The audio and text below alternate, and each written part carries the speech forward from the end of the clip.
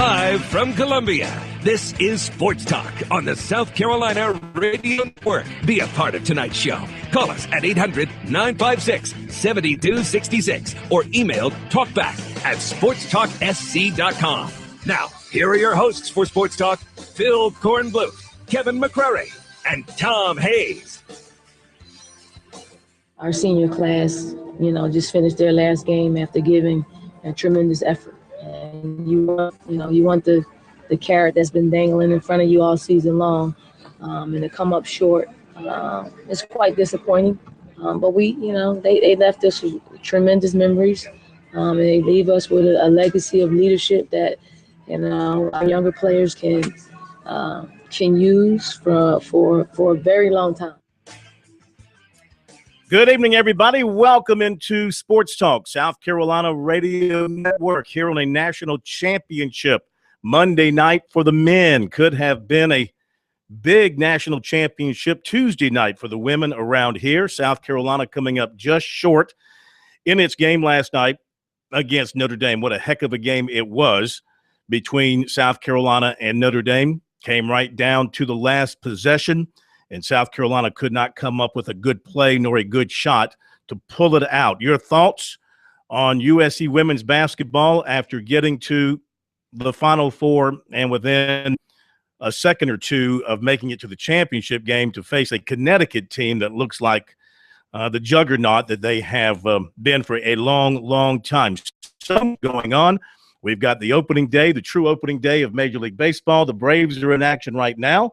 And despite trading away most of the team, they are winning down in Miami 2-1 in the bottom of the sixth inning. Opening day will bring Mike Morgan back to Sports Talk in our Braves report tonight at 6:45. We've got coverage of Clemson football for you today. Tigers back out on the practice field.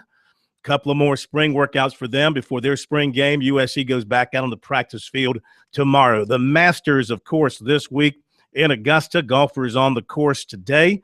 Everybody getting ready for the big send-off on Thursday morning. Of course, our man Don Williams will be there to cover it for us beginning on Thursday. You might have noticed by myself, no K-Mac, no Pro tonight. They're taking the night off. They'll be back with us tomorrow night here on Sports Talk. Our phone number is 800-956-7266.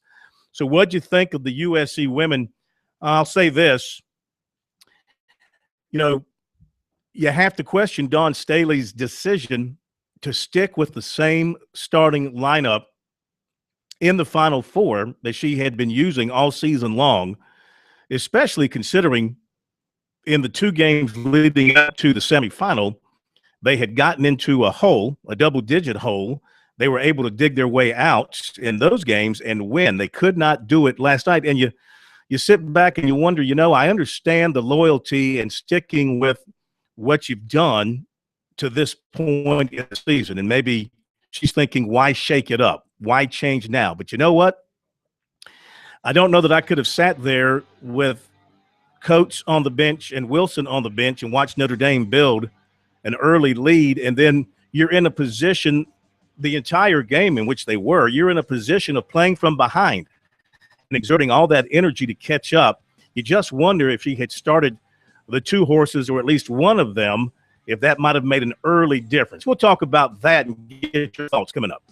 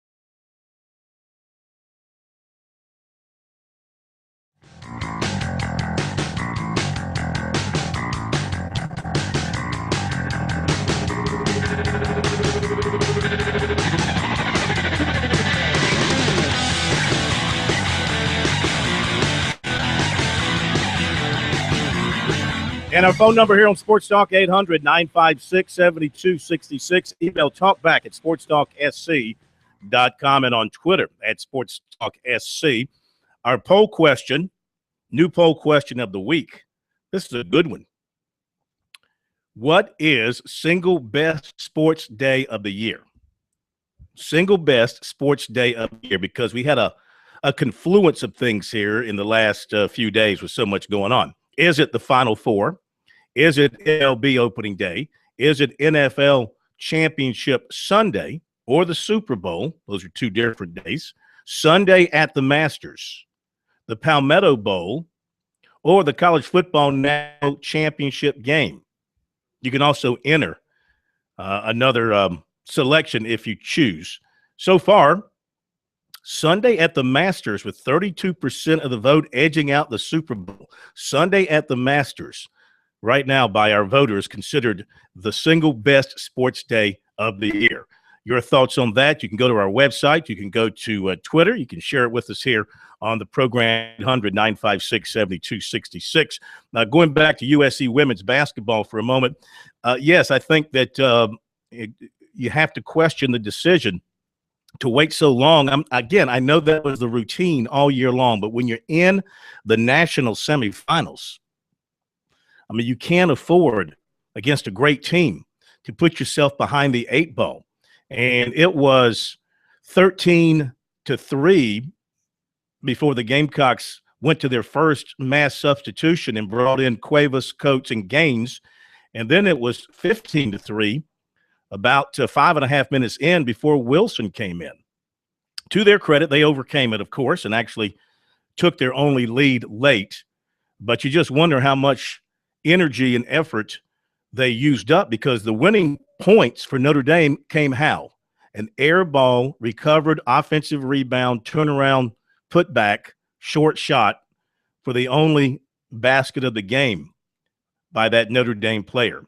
And, you know, it wasn't lack of effort, maybe lack of energy, maybe just lack of having somebody in the right place there to get that missed shot. And then the last play, I think I would have certainly tried to go inside to Wilson. She had been practically unstoppable. Tiffany Mitchell is your great guard, of course, but she immediately drew a double team. You could see Wilson's girl come off of her and go with Mitchell as she drove around the perimeter way out. They forced her way outside. They were ready. They had a defense ready for Tiffany Mitchell on that last possession. They were not going to let her get a good look.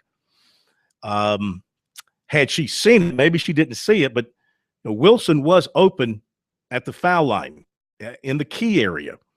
And you know how good she is with a couple of dribbles and pulling up in the lane. That's where she made her money yesterday. Would like to have seen that happen. That might have gotten them a winning basket there. Instead, they end up with a prayer three that really didn't have a chance. So a great year for South Carolina. They'll be back. There's no question. This team isn't going anywhere. They'll be right back in contention for the Final Four and maybe a national championship next year because of the bulk of the players returning and what she will add to the team. It was still a great season for the South Carolina women's basketball team. All right, Major League Baseball opening day. I got to get us in the right mood for opening day, okay? And there's only one way to get in the right mood for opening day, okay? So here we go. Here is my effort to put you in the right mood for MLB opening day.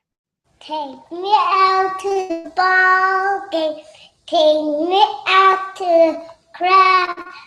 Buy me something. It's in Cracker Jack. I don't care. Everyone can back. Those are you. Root for the home team. If they don't win, it's a CM. 'Cause it's 1, 2, 3 strikes are out of the old ball game. There you go, little 2.5-year-old Maddie Cohen. That's my granddaughter, with her other grandfather assisting. That's her version of Take Me Out to the Ball Game.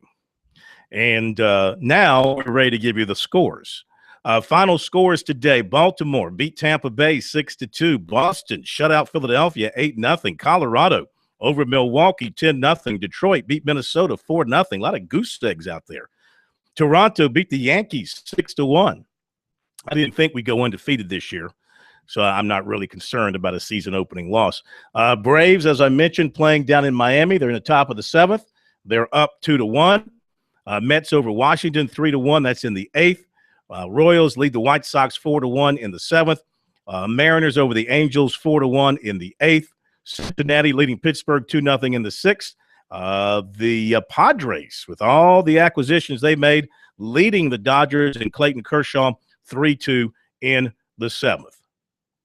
All right, a couple of other quick things. The new baseball polls for this week, and for the first time in, gosh, you can remember, in the Baseball America poll, no South Carolina, no Clemson, both out of Baseball America's top 25. But Coastal Carolina's there. Chanticleers move up 5 spots to number 18. They are 23-8. Collegiate baseball, a little kinder to the Gamecocks. They are 26th. Coastal Carolina is 28th, and the College of Charleston, which is undefeated in their conference. They're 9-0 in conference play. Cougars are 21-7 overall. They're in there at number 30. In the coaches poll this week, Gamecocks are 21 and Coastal 25. And, of course, South Carolina back in action tomorrow night. Clemson had a good weekend. Clemson took 2 out of 3 from North Carolina, something that they desperately needed. So a good weekend for the Tigers. All right, 800-956-7266 tonight. National championship game. Who do you like? Wisconsin, Duke. Were you as happy as I was to see Kentucky go down? That definitely tickled me pink. Enjoyed watching that. Enjoyed watching a really great team do team things and beat a team of superior athletes and maybe overall superior players, and did not flinch when Kentucky landed their best shot. Tonight, got to go with Duke. Okafor. Wonder who, if you put Okafor on Kaminsky, then you're going to pull Okafor way out from the basket. I wonder if they're going to put him on there, or if there's some interesting matchup issues you have with Wisconsin because of their size. Decker being 6'9", can shoot from the outside. Kaminsky being, 7 feet, 6'11", knock it down from the outside. Excuse me, Lee Klein's going to be with us in the next hour, and we'll get his thoughts on the matchups tonight. Let's go ahead and jump to your phone calls. We got a while here that we can take some calls, so down to Somerville we go first up. It's Dustin with us here on Sports Talk. Hi, Dustin. Welcome in. Hey, what's going on, buddy? Not much. How are you? I'm doing good. I just wanted to chime in on the situation that happened last night with the Gamecocks. I totally agree with you wholeheartedly. They probably should have started Wilson. If you noticed in the game, every time, I believe her name was Reiner for Notre Dame, every time Wilson wasn't in the game, she was getting down there in the post, and it was money every time she was down there. Dawson was a very intelligent lady, and I followed her all through her WNBA career. But I agree with you wholeheartedly, man. When you're in a championship game, you got to lay it out on the table, and I think they kind of left some things on the floor last night. I agree with you, and you agree with me, so we are in agreement. I mean, my goodness, it's the Final Four.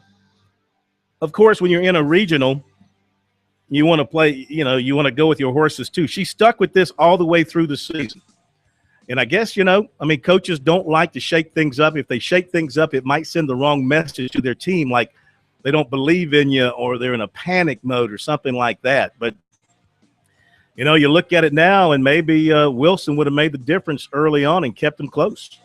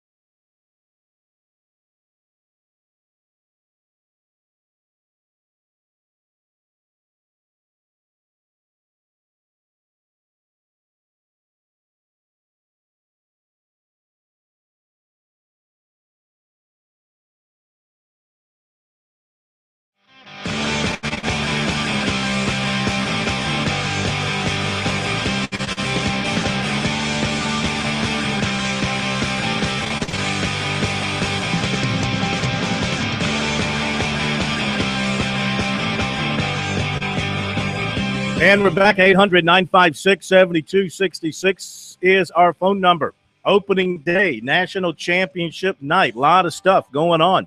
Clemson football practice this afternoon. Coverage of that coming up. We've got recruiting for you as well. And some post-game comments from Dawn Staley and some of the Gamecocks who, of course, were emotionally distraught after the loss yesterday to Notre Dame. Back to the calls we go.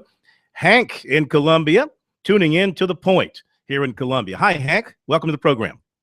Hey, Corn. How's it going? Good, man. Good. Hey, I can kind of agree with you on one point, and then the other point I kind of disagree. Okay. Kind of agree, maybe getting Wilson in there earlier and starting her probably with, helped out with the slow start because, they're early in the game, it seems, we have those slow starts, and we want to get away from that in the future. And so I kind of agree with you on that aspect that, not saying that, because it's hard to tell, whether that would change dynamic further during the game. But I can go with you on that. On the last play, that is, I think it's a lot more complicated than people are looking at it with the naked eye. Mm-hmm. I was watching the press conference, and I know Dawn said she was going to run a hard, that double high. And so basically, when with the Mitchell, I think everybody thinks that they get the Mitchell just for Mitchell to make a play. But it was basically for Mitchell to double high hedge is for her to turn the corner with the chance for either to shoot or to dump it down to one of the bigs. Mm-hmm. And as Muffet McGraw said in their press conference, watching Notre Dame press conference, they guessed right, and she showed the defense that she hadn't shown all game. In fact, she put in a girl who hadn't played but a couple of minutes to give that hedge. And so they had been running the ball screen, and they had been playing it one way all night long. And sometimes I think Notre Dame just guessed right. Mm-hmm. Well, so, it certainly looked like they were prepared for the play. Guessing right is, hey, you tip your hat to them that they were in the right place at the right time. She didn't even know if it would work. Yeah. She felt like that played good deep, so she said she stuck her in there with the hopes that when they hedged out, that little different defense would give Tiffany a different look with that amount of seconds left on the clock. Yeah, exactly right. And they definitely had her pinned down. There was no room for her to go. I understand what you're saying. I think the plan was for her to try to get to the baseline or in the corner and maybe try to turn the corner. You mentioned off the screens, and then maybe dish it to one of the bigs. It just wasn't there. It's too bad that she couldn't see Wilson. Do you remember where Wilson was? Wilson was at the foul line in the lane, and she was open because her defender came towards Mitchell. A quick pass, she's got it facing up to the basket for that little 13, 14-foot jumper that she likes to shoot. She could have knocked that down and won the ball game, I think. But unfortunately, in the heat of the battle, it wasn't caught. She didn't see it, and thus, a better shot was not achieved on that play by South Carolina. Thanks for your phone call. More calls coming up.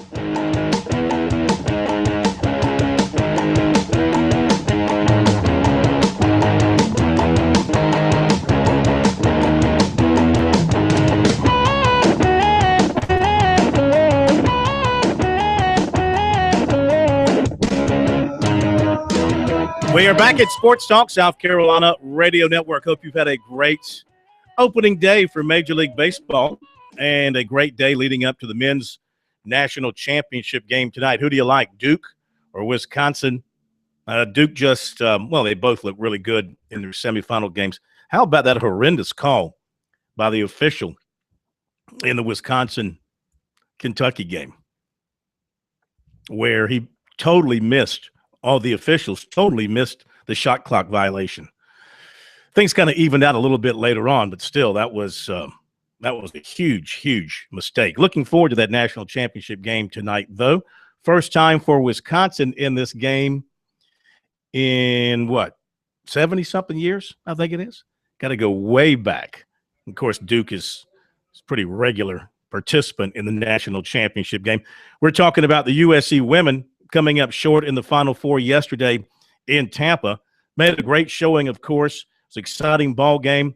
A lot of USC fans made the trip down to Tampa. Save your money because I got a feeling that you'll be hitting the road again next year. There's no reason not to think that the USC women won't be in the hunt for a spot in the Final Four next year, and that is going to be at Indianapolis next year. Am I correct about that? Yeah, it will be in Indianapolis next year at Bankers Life Fieldhouse where the Pacers play. So they're not going to go to the Big Dome. They're going to go to the place where the Pacers play their game. So to Indianapolis next year. Keep in mind they have time to change it now too with all the protests and everything. So you got a year away. Yeah, I thought that had all been kind of settled down. I thought until next time with the changes they made to the law. And we'll see what happens. But for right now, it's set for Indianapolis. And I would think going into next year, Connecticut will probably be ranked number 1. South Carolina will probably be ranked number 2. Notre Dame. There's really only a handful of really good women's teams, to be honest with you. And maybe just one. Is Connecticut just going to maul Notre Dame tomorrow night when they play? Don't see why not. Don't see why not. All right, so last night, tough loss for Dawn Staley. Her first time as a coach in the Final Four. Of course, she'd been there as a player. And so it was heartbreaking, for all of them. You saw the emotion after the game, the players in tears as they were talking to reporters after the game. Here is Dawn Staley sharing her feelings about coming up just short of getting to the championship game. I mean, it's tough. It's tough. It's tough because you see our senior class, just finished their last game after giving a tremendous effort. And you want the carrot that's been dangling in front of you all season long, and to come up short. It's quite disappointing.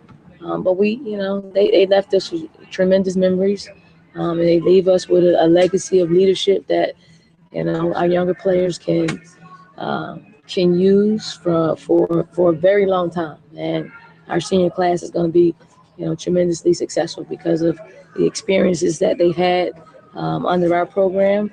So I'm looking forward to them to have fruitful careers no matter what direction they go into. Aja said that now she knows what it takes, that she knows what it is. That a sign of where your program is at when a player says that after, probably one of the toughest losses she's ever been a part of?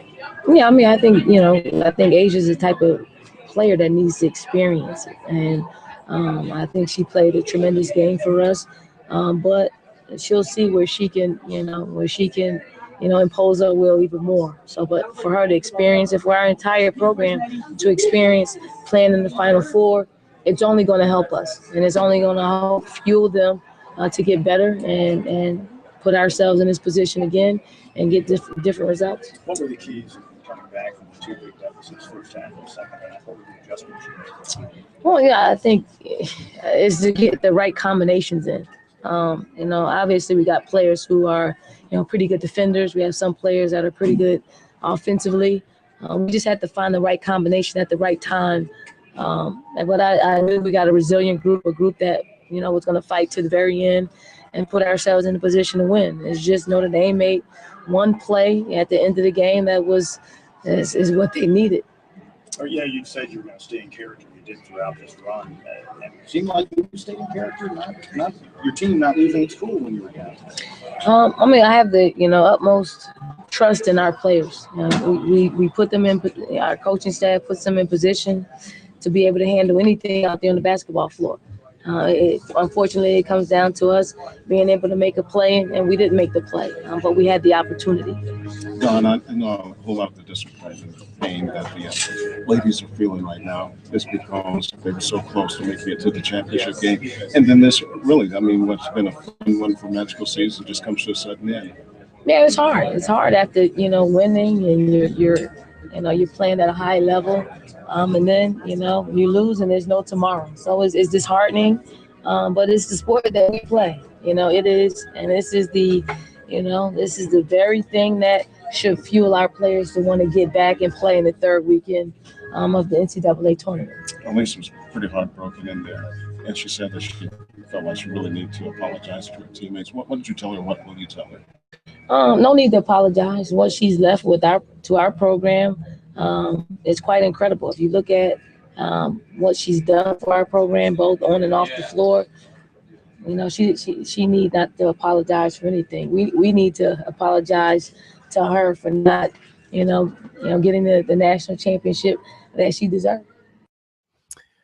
I tell you, Lisa Welch, you have to give it to her. She gave everything she had in that game last night, played like the senior leader that she was on the team, provided a lot of offense, hit the boards. Did everything that you could ask a player to do in her 28 minutes. She had 10 points. She had 14 rebounds. She had 2 assists. She had 2 steals. She played great. Coach was great. 6 of 9 from the floor, 12 points, 9 rebounds. But something we haven't mentioned that needs to be mentioned when you talk about the final analysis, and it's a thorn in the side of the team. It didn't come back to hurt them during the regular season all that much because they only lost, twice. But free throw shooting really cost them. 7 of 16 from the line compared to Notre Dame's 12 of 14. So, and unfortunately, what happens is sometimes you get the wrong person at the line. And Coach, who's a terrible free throw shooter, one thing she's got to do, somebody's got to teach her how to shoot a free throw. She shoots like she's throwing a shot put up there. She was 0 for 5 from the line. And, I can foresee that being an issue moving forward. Teams will foul her and put her on the foul line. She's got to work on that stroke. Outside of that, she's got a great game, and she played great yesterday. Mitchell was 5 of 11. She had 11 points, 1 assist, and we mentioned Asia Wilson was just superb. 8 of 11 from the floor, 9 rebounds, 20 points in 24 minutes. So, next year, you look at this team and you see Wilson coming back. You see Coates coming back. Tina Roy comes back. Cuevas, Gaines, Sessions. When they lose Ibiam and they lose Welch, two big girls. But everybody else is back. And I look for Jatari White. She was a highly recruited, highly talented player coming out of high school in Charlotte, as highly talented as some of these other players on this team. I think she had some injury issues and things of that nature, didn't get a chance to play much this year. You got to believe that she's going to improve and have a chance to show her stuff next year. So even though I'm sure it hurts deeply for South Carolina not to get to the championship game and get another shot at Connecticut, they will be back. Don't think there's any question about that. And you get Connecticut and Columbia next year. How big will that game be when it rolls around? Nothing but great things ahead for the USC women's basketball team. Opening day, opening edition of the Braves Report with Mike Morgan coming up.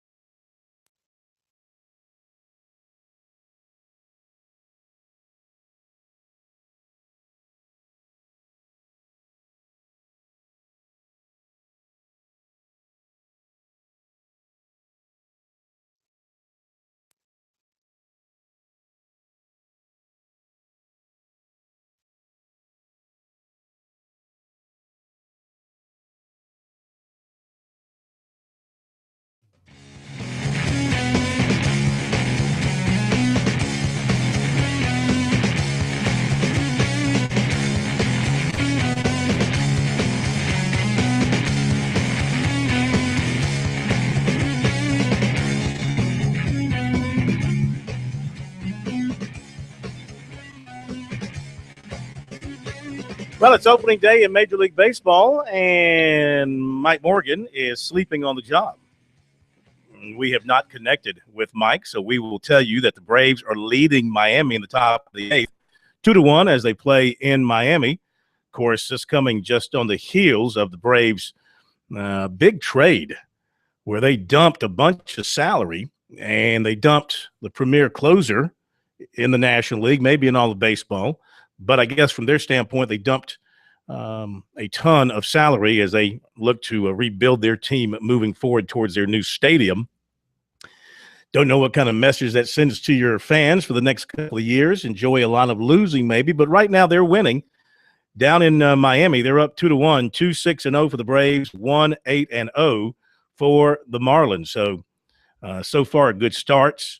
But what are you going to do now when it comes time to closing out the ball game? We'll see what they do.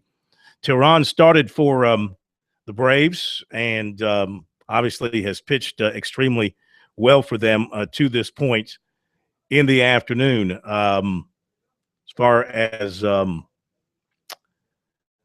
let's see here, as far as the Braves scoring, Nick Markakis, a single in the first inning, RBI, his first appearance for the Braves, and he delivers. Miami tied it. D. Gordon, sacrifice third, tied the game, and then Markakis in the sixth reached on a fielder's choice, and that drove in a run, and it put the Braves ahead 2-1, which is where we stand right now as they go to the bottom of the eighth in Miami. Braves up 2-1, trying to open up the season with a victory. Updating other baseball. Kansas City over the White Sox, 9-1. Pittsburgh and Cincinnati, they're 2-2. Both of those games are in the eighth.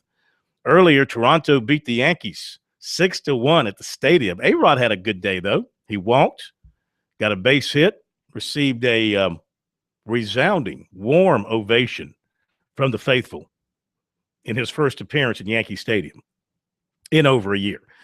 Detroit beat Minnesota 4-0. Colorado bombed Milwaukee 10-0. Red Sox the same to Philly 8-0. Baltimore beat Tampa Bay 6-2. Mets over Washington. They spoiled Scherzer's debut with the Nationals 3-1. And Seattle beat the Angels 4-1. By the way, do you know how the Yankees scored their run? Brett Gardner. Home run.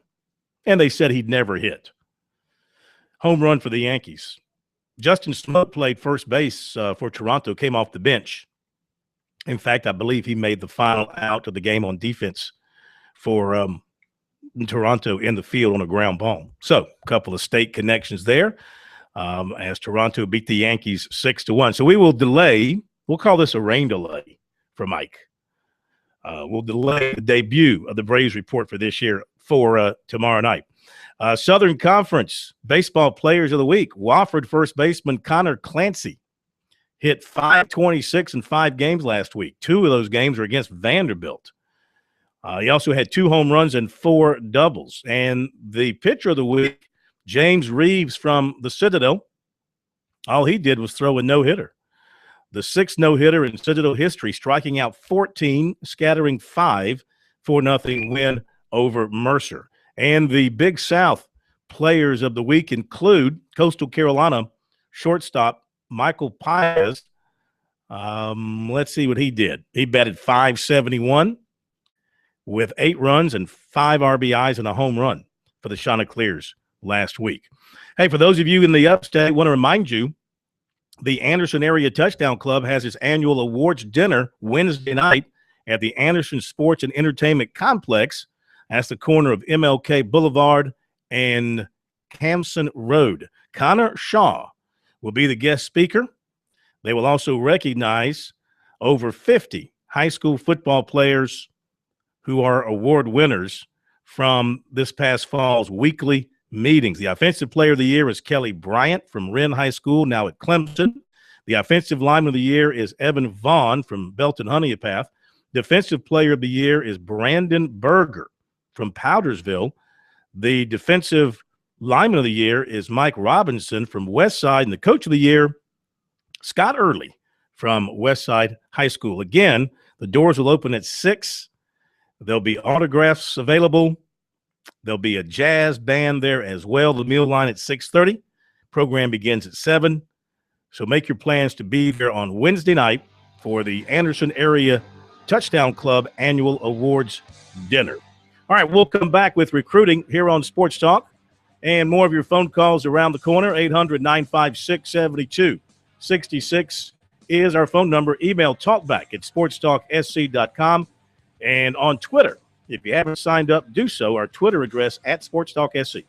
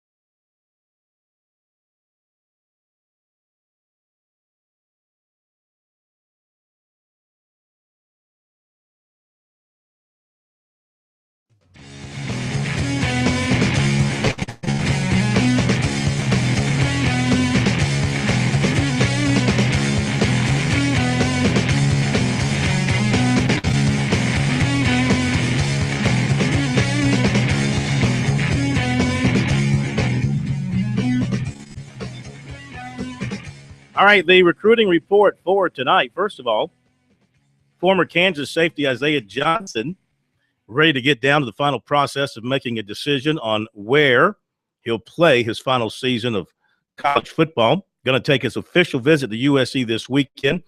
If he doesn't end things then, he is scheduled to see Louisville the following weekend. He talked with USC recruiter Joe Robinson Saturday, and he said he hears every day through social media from Lorenzo Ward or Steve Spurrier Jr. And he said simply they're trying to get me to become a Gamecock. They tell him that he's going to have a good time and he's going to enjoy himself, stuff like that. He said he just wants to make sure everything is right for him regarding place for living, playing time, basically just talking to the coaches. He also hears regularly from Louisville, but not as much as from USC. He said academically, everything looks good for USC, taking him as a transfer as long as he finishes up his classes on schedule and graduates May 17th. He said he's not in a position yet to say if he might commit to the Gamecocks on the visit, but he said that South Carolina is definitely out front right now. He's from Cary, North Carolina, and his parents will join him on the visit. We have a long story up on our website, sportstalksc.com, about defensive lineman Rashawn Gary of Paramus, New Jersey, who was in to visit South Carolina and Clemson last week. We spoke to his mom, Jennifer Coney, and she gave us a great review of the two visits. Her brother lives in Anderson, so there are ties to the state of South Carolina. Basically, her son is taking it all in, enjoying the process. He's also been to Rutgers, Penn State, Maryland, Virginia Tech, Ohio State, and Michigan. He met with Spurrier while he was on his visit in Columbia.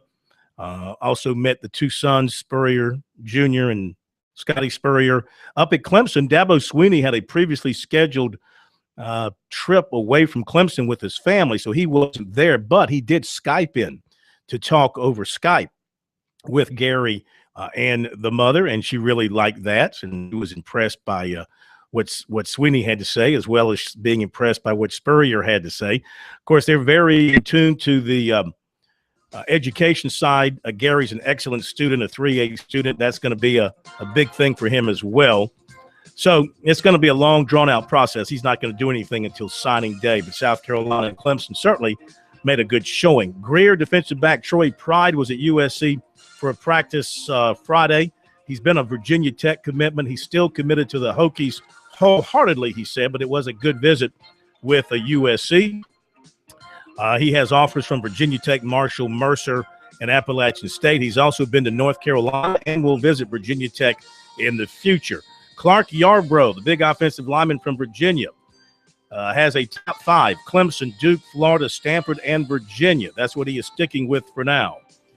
Linebacker Keithone Robinson from Conyers, Georgia, was to be at Clemson today, and Clemson offered defensive back William Poole III, 2017 kid from Atlanta. There you go. Take care. We'll be back.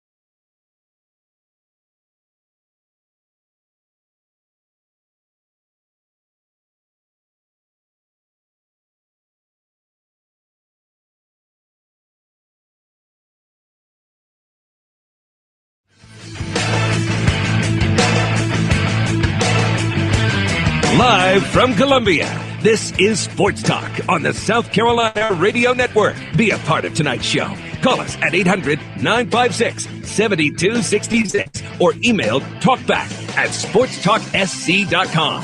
Now, here are your hosts for Sports Talk, Phil Kornbluth, Kevin McCrary, and Tom Hayes. Okay, we're back. It is Sports Talk. There's such a thing in baseball as the check swing, and that's what we have just done with the Braves report with Mike Morgan. We've taken a check swing. We're going to get another swing at it here as Mike joins us now. For some reason, our telecommunication systems didn't connect properly, but we've got him here now, and it's the inaugural Braves report of the season as the Braves try to hold on to their lead down in Miami. And the reports are brought to you by Play It Again Sports off Bower Parkway in Columbia, featuring the best selection of new and used baseball and golf equipment by Founders Credit Union, helping South Carolinians attain their financial goals, and by Dr. Ben Levinson of South Carolina Internal Medicine of Irmo. So who's going to come out and close this thing for the Braves? It's going to be Jason Grilli, and you're going to get used to that name because he's going to be the new Craig Kimbrell, if you will. It's a little bit of a two-headed monster. Jim Johnson, who actually had back-to-back 50-save seasons in Baltimore, had an off year last year. He's pitched marvelously out of the bullpen today. He'll be their setup guy. Grilli will be the stopper. And while you can't replace Craig Kimbrell, who is simply the best in the business, Atlanta was in much better shape than most teams would be to trade a closer and still have enough guys there to get the job done. It wasn't too many years ago. Grilli was phenomenal with the Pirates, I believe. You have a good memory. Absolutely was. He's a star closer. And then the thing about closers has been recently they're like 31-year-old running backs. All of a sudden, they go from being Pro Bowlers to guys that just can't be very effective on the field. Grilli hopes to regain some of that form that he had a few years ago in Pittsburgh. Jim Johnson looking to do the same as a setup guy. They're not going to be Craig Kimbrell. I mean, let's not kid ourselves, but they can certainly get the job done. I'd be more concerned about the offense, which struggled again today. Might squeeze one out here if they get 3 outs in the night. Yeah, and kind of ease everybody's nerves after the trade. What'd you think of what came down? Did anybody around Atlanta have a sense that was going to happen? No, I think most people thought that Kimbrell was as close to untouchable as you could be. Freddie Freeman, the only other guy. It was devastating to a lot of people. There's a lot of people that not only loved Craig's ability, but I think they looked at Craig Kimbrell as a guy from Alabama and grew up in the Braves system. He was one of us, so to speak. You know, just a good Southern boy that happens to have a lightning bolt for an arm. A lot of people still upset about the deal, but it's part and parcel of what John Hart and company are trying to do, which is shift payroll, pick up young talent, and rebuild this sucker for a year or two down the road. Just take a look at Cleveland in the mid-'90s, early '90s. That's what he did there, and he built Cleveland into a power there for several years, Mike. That's an outstanding example. That's exactly what he's trying to do here in Atlanta. Okay, my friend, thank you very much, and let's see if the Braves can hang on. They're up 2-1 in the bottom of the ninth. Mike Morgan, our Braves report, back with us here on Sports Talk, normally at 6:45. We'll hook up with him in that slot tomorrow night. We'll be back in just a moment. Lee Klein from the National Championship game coming up.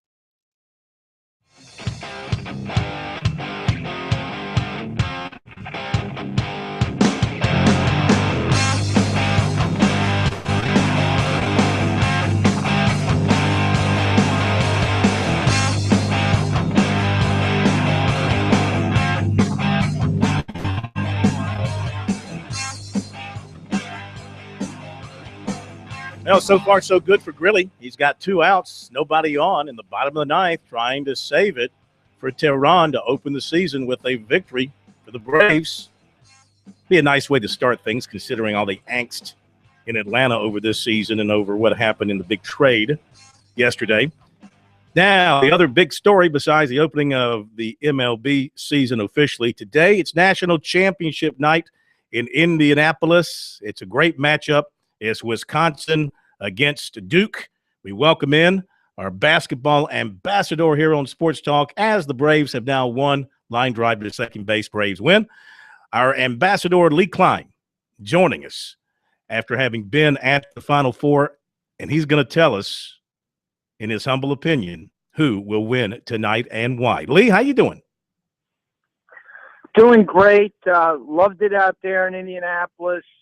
Nothing quite like what we had Saturday with 4 teams descending on one city and the fan base is there. And, boy, you know, a tremendous atmosphere. And, of course, Duke and Wisconsin advanced to tonight. And I personally think it'll be Duke's games to lose. I think Duke is just on a mission. And I just see with their ability to extend the defense, and I think emotionally it'd be very difficult for Wisconsin to rebound after such an incredible moment that they had in beating an undefeated Kentucky team.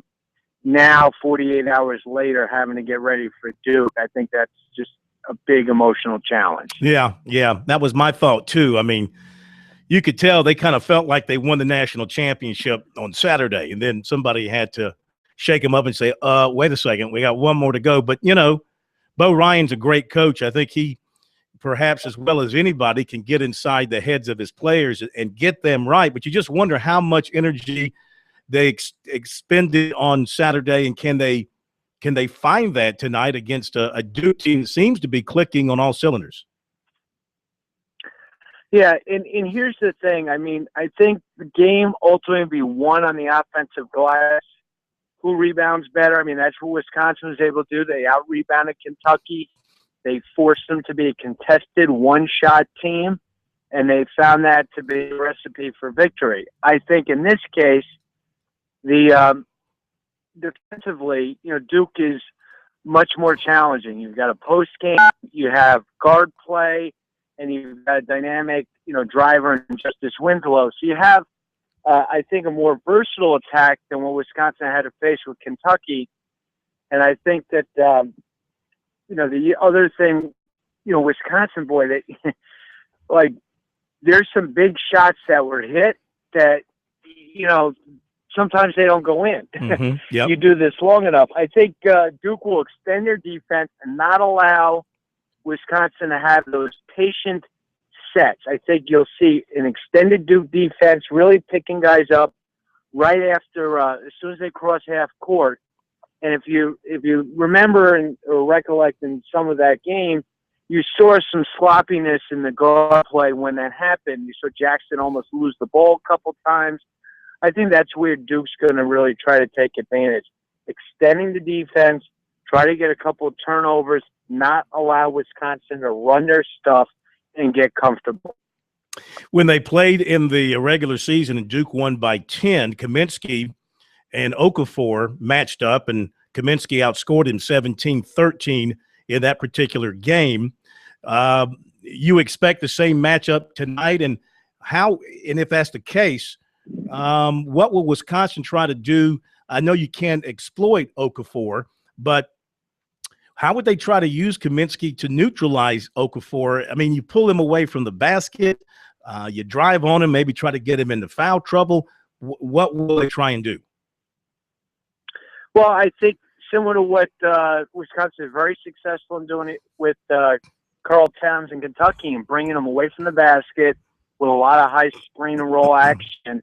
And what that did, you know, force tough switches, because similar to Towns, Okafor, not a great defensive, you know, hedging out on the ball screen. I think Duke will do, you know, what they'll do is they'll zone. They'll zone Wisconsin a lot, extend out to the shooters. The one thing I'll say about the prior matchup, Sam Decker was a non-factor. He was non-existent. He was on the bench. He was like Mr. Invisible. For Wisconsin to have a chance. Now, he's playing much more assertive, much more confident, and I expect he'll play better than he did that first matchup. But I think you'll have Wisconsin try to draw Okafor out, but I think Duke will respond by playing some zone, and then it'll come down to, can a Gosser, can a Jackson, can these guys hit outside shots when they take away Kaminsky and they take away Decker from the driving lanes and the ability to have the uncontested 3-point. Just seems to me that Bo Ryan finds a way to get points for Kaminsky. He might not do much in the first half. You might think you've got him corralled. You look at his first half line, it's like 6 points and not overly impressive. And then all of a sudden, they come out of the locker room and they run their offense through him and he gets his shots. Absolutely. And I think you'll find that Duke swarm, which we saw a little bit what they did against Brandon Dawson. They swarmed him once he put on the ground.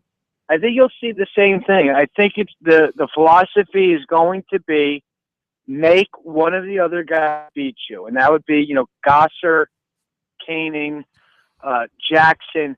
I think those are the guys that are going to be in the crosshairs, forced to come up with big plays for Wisconsin to win. I don't think you're going to allow, it'll be that 1-2 rule. Kaminsky 1-2. If he doesn't take the shot or make a move, Duke will swarm it and force the ball out of his hands. How did the team that was thought to be unbeatable lose? Well, the moment, if you will, when what happened was, look, they tried to run the air of the ball, right? They tried to kill the game with too much time on the clock, and they went and sort of ran themselves out of their offense with those 3 consecutive sequences where they had shot clock violations by going this 1-4 look and having Andrew Harrison kind of drive it downhill, and offense was stagnant, and they needed one more offensive variable. They had the post-up game with Karl Anthony Towns check, but then, Wisconsin obviously took that away. They, in times, were able to go and take that Andrew Harrison downhill 1-4, but once that went away, they had to have a third offensive set that they could count on, and it didn't have it. And then when the offense just became stagnant and they lost confidence, and then the pressure, the panic, without having gone through close games and having gone through this giant moment and being young kids, the pressure swallowed them up. And that's what happened. But, a great season, that's why we talk about juniors and seniors and how special it is to go through this journey with juniors and seniors. That's exactly why. They've lived through these losses and they lived through the adversity so that the big moment comes, they've now are able to make an adjustment that a freshman or sophomore haven't encountered. Lee, as always, we thank you for your insight. We'll ring you up on Friday, kind of wrap up the college season and start shifting gears toward the NBA season with you too, as the playoffs are right around the corner with the NBA. We thank you as always. My pleasure. Lee Klein, thank you. Lee Klein, former college basketball coach, director of 5-star basketball camps, and contributor to Slam Magazine. By the way, Darren Horn has a basketball coaching job again. Former USC head coach is going to join Shaka Smart's staff at the University of Texas. We'll be right back.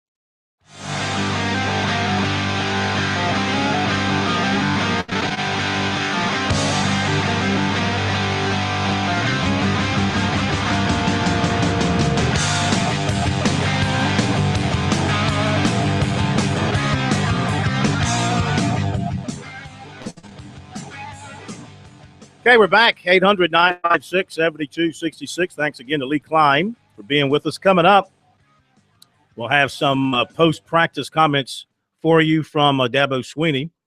Just waiting for that to come into us here at Sports Talk. And let's get back to your phone calls as we go next to Bill in Pawleys Island. Hi, Bill. Good to have you with us here on Sports Talk. Hey, Phil, real fast. Actually dialed in before Mike Morgan got on, and I was going to suggest that perhaps he got he was on the trading block too, and he got his salary cut as well. But but glad to hear you back. But I will say, being a Braves fan for over 40 years, I'm scratching my head. I just don't understand it, and you have to wonder if you're Freddie Freeman or Andrelton Simmons, what you did wrong to be stuck with the team at this point. But I fear the Braves are going to fall into an afterthought like the Royals or the Pirates have for a couple of decades if they keep on this way. But and one other thing, and I'll take your comments off the air real fast. With Shaka Smart going to Texas, there was a basketball recruit that I believe signed out of Columbia with Virginia Commonwealth, and got any feedback on how that's affected his standing? And I'm going to hang up and listen to comments. Thanks. Thank you. Tevin Mack is the player, very fine player. He was the MVP in the All-Star game down in Myrtle Beach a couple of weekends ago, 27 points. He was outstanding. I am following that. I've been in touch with his coach because obviously Mack has to know who the new coach at VCU is going to be. Are they going to promote from within or go outside? And touching base with his high school coach, he just tells me no news right now. Not sure if Mack is thinking about doing something else right now. So I think it's a possibility. Of course, he'd have to get a waiver from the NCAA because he has signed his letter of intent. Got to go through all of that kind of stuff. But it is something worth watching, and we will keep an eye on that and let you know if anything does develop. All right, thank you very much. Back to the phones we go, and it is Sterling in Columbia. Hi, Sterling. Welcome into Sports Talk. Hey, Phil. I was just calling. I had to take issue. You had said the Atlanta coach was a horrible free throw shooter. Yeah. I was wrong. You know what? I apologize. You're way wrong on that. Yeah, she had a bad night, Phil. Yeah. Well, if you go back, she shot about 70% for the year. She did.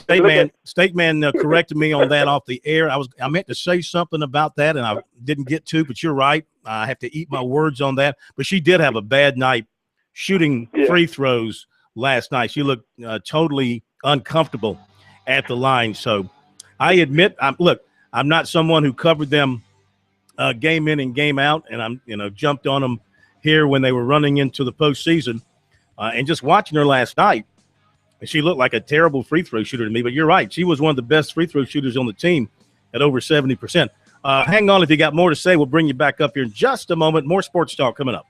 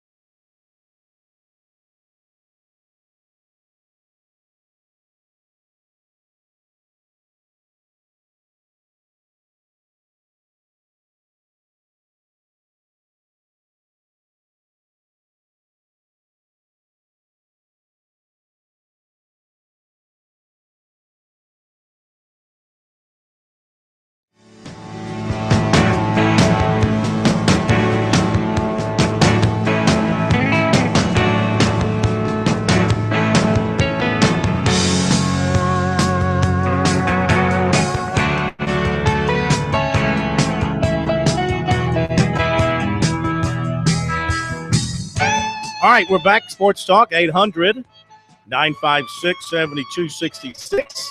Email talkback at sportstalksc.com. Lines are now open. If you want to join us on the program, K-Mac and the Pro, they are off tonight. Be back with us tomorrow night. Got time and room for your calls as we wait for Clemson interviews from today's spring practice and some notes to crop up from the Tigers practice as they went back to work. Went back to work today after being off for Thursday, Friday, Saturday, Sunday. They took 4 days off. They went back out to work today, and the practice was open for a little while for the media. David Hood, our man up at Clemson, reading a review by him, said the session started out with what Dabo Swinney calls the win drill. Running back lines up behind the offensive lineman, a tight end, and a receiver.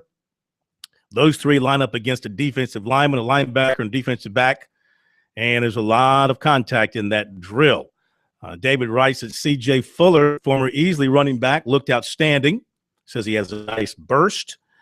Let's see here. He said Mackenzie Alexander also looked very physical and very tough in those drills today, facing off against Artavis Scott and some of the other receivers. Let's see. Hunter Renfro, the walk-on from Socastee, who I think is going to be a contributor at Clemson. He's such a good athlete, receiver, punter. He did some punting today for the Tigers. Adam Choice was in a yellow jersey but took part in a few drills today. Jermone Hopper worked at punt returner some today, as did Artavis Scott. So hopefully we'll be hearing from some of the Tiger coaches, at very least Dabo Swinney, coming up here in just a few minutes. Normally on Mondays we have USC baseball coach Chad Holbrook. This was his Monday to be with us, either him or Jerry Myers, but it was Coach Holbrook's time to be with us. But there was a death in his wife's family, and he is with her, not with us tonight. We'll have him on Thursday night as the Gamecocks prepare to open up a huge series for them down at Florida. You know, with all our attention on basketball in the Final Four, the USC women's run kind of overlooked around here is what's happening with the baseball programs at Clemson and South Carolina in particular, not exactly setting the world on fire midway through their respective conference seasons. The Atlantic Division, Clemson right now sits alone in fifth place at 7-8. Louisville is 13-1. Florida State's 11-4. Wake Forest is 8-7. NC State is 7-7. And then there is Clemson at 7-8. And then Notre Dame at 6-9. And Boston College at 5-9. On the coastal side, it's Miami at 11-4. Then Georgia Tech, North Carolina, and Virginia Tech all 7-8. Only one team in the coastal division has a winning record in the league, and that is Miami of Florida. Been a disappointing year thus far for Virginia, only 6-8 in league play, and North Carolina 7-8 in league play. Not what we normally see from those guys. As for the Gamecocks in the SEC, only 6-6 in league play. You know, considering that they've lost every series since the opener against Kentucky, you would have thought it was a worse record than that for the Gamecocks, but because they swept Kentucky, kind of got them off to a good start. But they've gone 1-2 the next three series, and now they're 6-6 in league play, going down to Florida, and Florida is also 6-6 in league play. So third place up for grabs when these two teams get together, behind Missouri, which is 8-4, and Vandy, which is 10-2.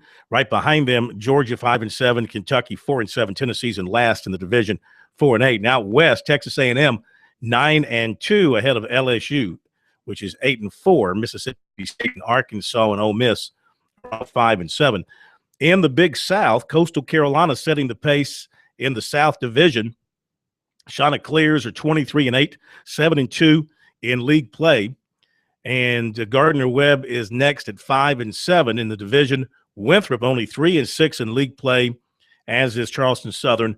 And Presbyterian, despite having some very nice wins this season, only 1-8 in Big South Conference play. In the Southern Conference, Mercer is setting the pace at 7-2. Western Carolina 6-3. Samford 6-3. Wofford is 5th at 3-3 in the league. Furman is 7th at 3-6. The Citadel at 1-5 is number 8. College of Charleston running away with the Colonial Athletic. They're 9 in league play. UNC Wilmington is next at 5-1. William and Mary 6-3. Elon 6-3, and the Atlantic Sun, upstate, is in a tie for 6th at 2-4. But as far as the Gamecocks and the Tigers go, they need to get hot, and they need to get hot in a hurry, or they're going to be walking that narrow line between making the NCAA tournament or staying home. And, you know, that would be the worst. Just shy of that, of course, would be having to go on the road and play your regional. So they need to get hot. They need to get hot right away. Both teams have a couple of midweek games coming up at home. The Tigers tomorrow night will be home to Georgia.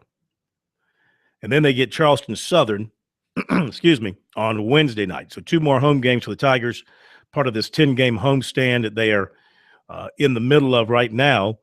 And coming up next for them in ACC play, after these 2 games, they have a long trip up to Boston College for 3 games. So those are 3 afternoon games up there, and a chance to on the last place team in their division and make some hay. These are the kind of games, if you're Jack Leggett, you got to win these midweek games, sweep this weekend series against Boston College, get some momentum going for you. As for the Gamecocks, they're at home tomorrow night to take on Appalachian State. And then, of course, they have another game at home coming up in the midweek, and that is going to be against the Citadel. So Appalachian State and the Citadel both coming to Columbia. Then the Gamecocks hit the road for 3 at Florida, then Presbyterian at home, and then 3 against Vanderbilt. So Gamecocks, they need to win the Florida series. They need to go down there and take 2 out of 3 if they can, because Vanderbilt's coming to town with all that great pitching. You know what Vanderbilt can do. After Vanderbilt, 3 at Tennessee. Tennessee's not very good. 3 at home against Auburn, and Auburn is not very good. 19-13, 4-8. So they got 2 series against weaker teams coming up, but then they have a trip to Texas A&M. So that's the number 1 team in the West, and then they get 3 with LSU at home. So they've got what you might consider to be 12 really tough league games coming up, and then a couple of series where they should be the favorite. But, they did not what a strange line for Jack Wynkoop the other day. Did you see his line in his outing on I guess it would have been Friday, because they played Thursday, Friday, Saturday. His line was one of the strangest lines you'll see all year. Gamecocks lose this game to Mississippi State 7-5.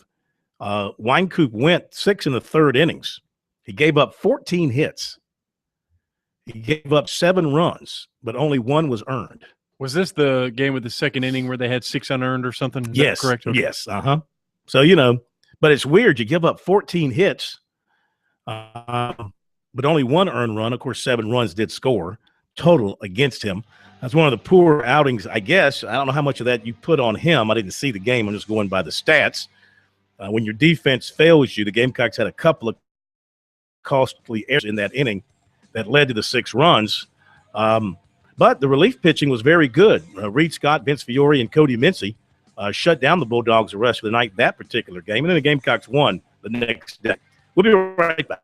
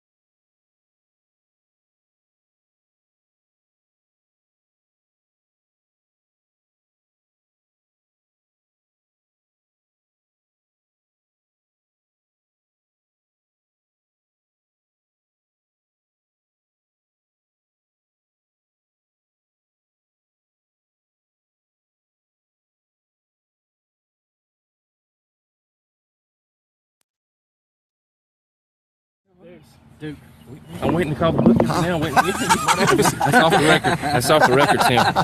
Wisconsin's favorite by one. That's off the record. Are they really? I think they Bleeding the fifth. Coach K 0-3 championship games against number 1 seeds. Wow, man. I'm talking about. How about that?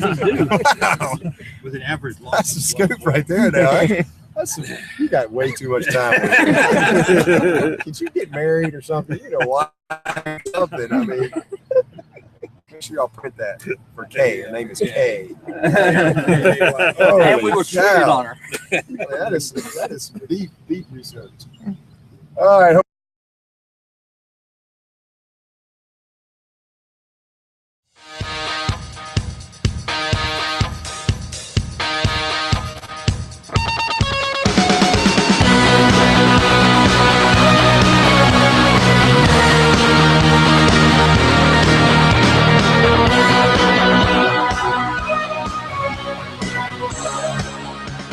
All right, Clemson back to practice today. Spring practice continuing for the Tigers. They wrapped it up a little while ago, just went through the media session.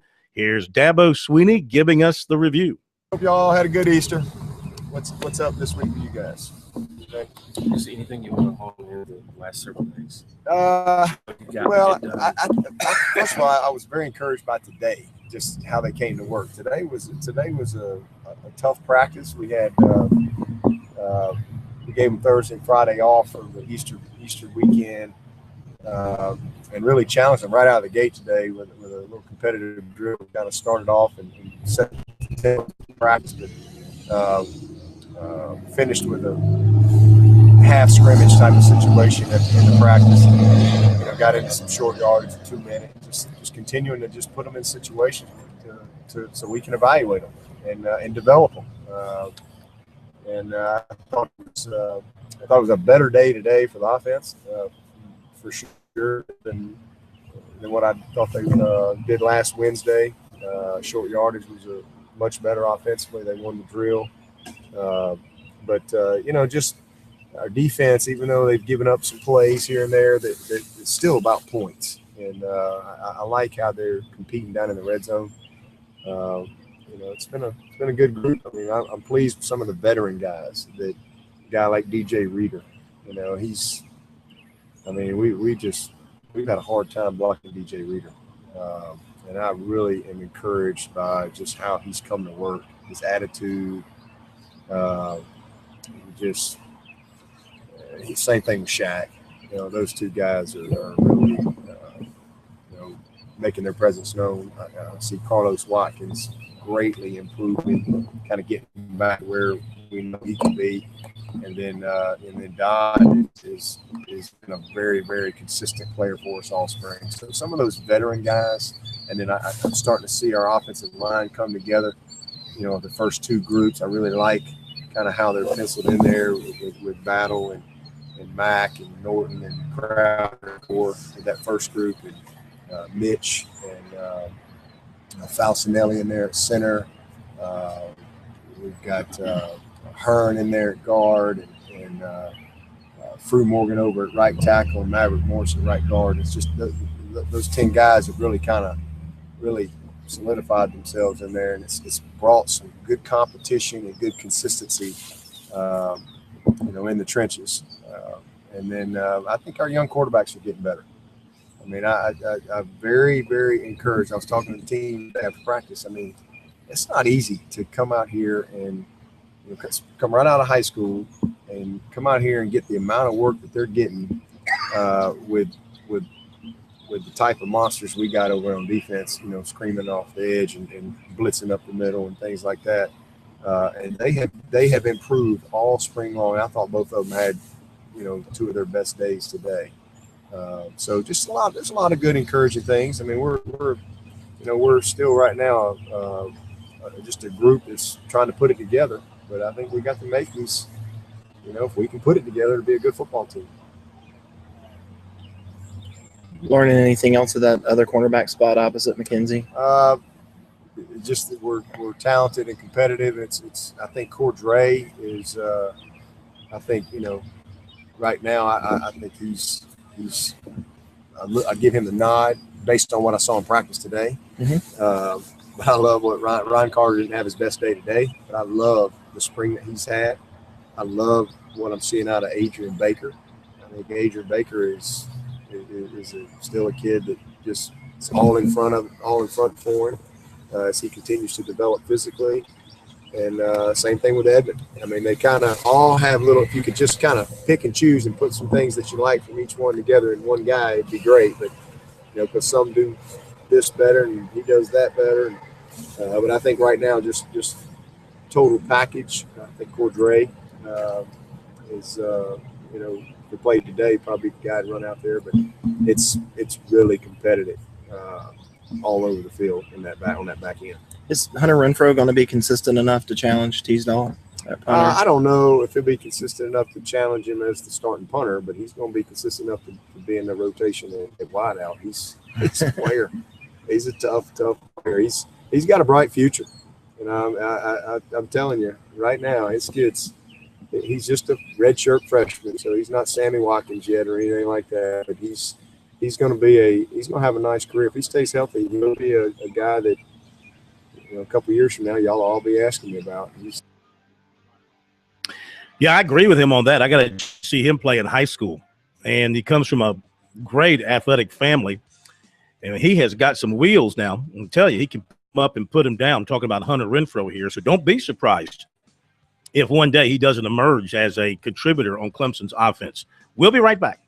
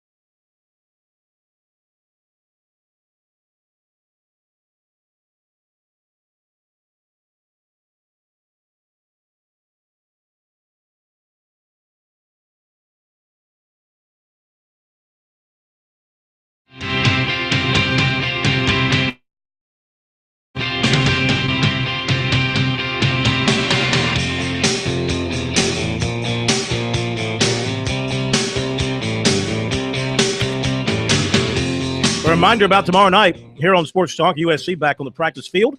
No doubt Steve Spurrier will come over and chat. We'll have that covered for you here on the program, plus a lot of other good stuff. We'll, of course, review the national championship game as we put college basketball to bed tonight and tomorrow night.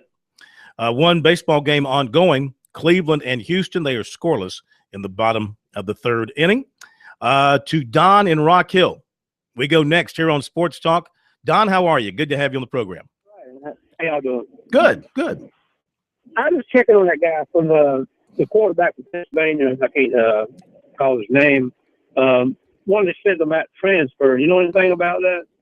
Yeah, Brendan Nosovich. Brendan Nosovich. Yeah, he finally decided to transfer. They dilly-dallied with him at quarterback and then tight end and H-back and then back to quarterback. And I think he saw the handwriting on the wall, I guess, even though this spring they were trying to formulate a plan to use him as a running quarterback. And I could see where he could make a living doing that, but he wants to be an every down quarterback. So I heard about tight end too. He might would have played, but I thought he was supposed to be a quarterback from the high school. Well, he was. I mean, yeah, based on his high school career, parade All-American, lots of yards passing and running, that kind of guy. But you know, when he got here, I think they discovered some flaws in his throwing motion that hindered him in that aspect of the game. And you know, if you can't throw the ball for Spurrier, you're not going to play quarterback. Oh, okay. I just wondered what all happened on that deal. Okay, thank you. You got it. Thank you very much. Yep, the Gamecocks have had, a lot of the numbers in terms of how many have left. At one time, it was 10. If you counted the decommitments, remember we were doing that? It was like 10 and like 8 decommitments. That's some huge number. It's just quarterbacks you're speaking of? No. I'm talking about the entire roster. Right now, this year, okay. After deleting, you know, I keep a running roster, okay, of scholarship players. So with Nosovich gone, that leaves them with 51 on scholarship, not counting the new guys. Now, I guess we should add 1, 2, 3, 4, 5, 6, 7, 8 who are already in school. So that would actually be 59. And then the rest class. So 51 plus the 31 newcomers would give them 82. So, and if they get the commitment from Johnson, from Isaiah Johnson this weekend, and I feel like they're going to get him. I mean, you know, SEC, a chance to step in and play right away, position of need at South Carolina. You're a good player, close to your home. See no reason why they would not get him. So they got room to take him. All right, that's going to do it. Thank you so much for being with us. Thank you, Steak Man. Another phenom job for you. On opening day, you should shine. And we will see you back here tomorrow night on Sports Talk. Have a great night.